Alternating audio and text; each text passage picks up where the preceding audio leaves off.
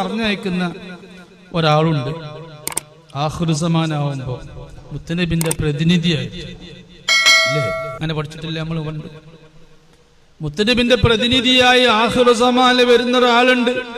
ആരാണ്? ദജ്ജാല് വരുന്നതിന്റെ 7 വർഷം മുമ്പ് വരും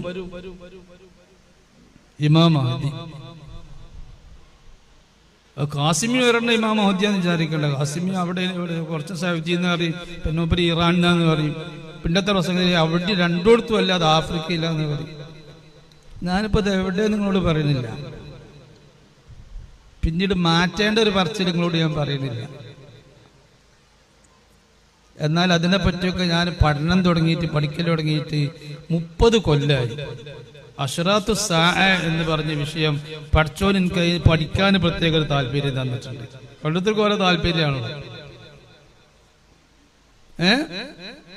ഖിയാമത്ത് അടയാളത്തെ പറ്റി പഠിക്കൽ എനിക്ക് പണ്ടേ ഒരു താല്പര്യം.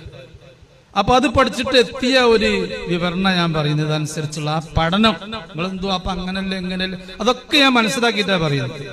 ഇജ്ജ് മനസ്സിലാക്കിയ ഹദീസുകളൊക്കെ പഠിച്ചിട്ട് മനസ്സിലാക്കിയിട്ടാ ഞാൻ പറയുന്നത്. നാളെ തന്നെ മഹ്ദി ഇമാം വന്നു എന്ന് പറഞ്ഞാൽ നിഷേധിക്കണ്ട. അത്ര അടുത്തെത്തിക്കണം, അത്രയും അടുത്തെത്തിയിട്ടുണ്ട്. അടയാളങ്ങളൊക്കെ ഇനി വന്നാ മതി, അടയാളങ്ങളൊക്കെ റെഡിയാണ്. അത്തിരി അടുത്തെത്തിയിട്ടുണ്ട്.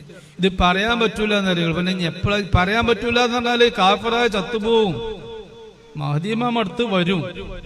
നിങ്ങളത് വരാന് 50 കൊല്ലുണ്ട് എന്ന് മനസ്സിലാക്കി വെച്ചാല് പയച്ചു പോകൂലേ? മഹ്ദി ഇമാമിനെ തള്ളിയാൽ, ആള് നബിന്നല്ലെങ്കിലും മഹ്ദി ഇമാമിനെ വിശ്വസിക്കാതിരുന്നാല് സൂഉൽ ഖാത്തിമ ഉണ്ടാകും. അപ്പൊ മഹ്ദി ഇമാമ് ആണ് ഇനിയിപ്പോ ത്വരീഖത്ത് ശരിവെക്കലും. ഏതാണ് ശരിയായ ത്വരീഖത്ത്? നിങ്ങൾ ത്വരീഖത്ത് എന്ന് പറഞ്ഞ് നടക്കാന്നല്ല, ത്വരീഖത്ത് കൊണ്ട് കിട്ടാൻ പോകുന്ന ഒരു മാരിഫത്തുണ്ട്, ഉസൂല് മാരിഫത്ത്. അതുള്ള ത്വരീഖത്താവണം. അതില്ലാന്നായി പറയുന്നത് ഞാൻ. ത്വരീഖത്ത് കൊടുക്കണുള്ളൂ ദിക്റുള്ളൂ ഇല്ലാന്നല്ല. ആ ത്വരീഖത്ത് കൊണ്ട് ലക്ഷ്യമാക്കുന്ന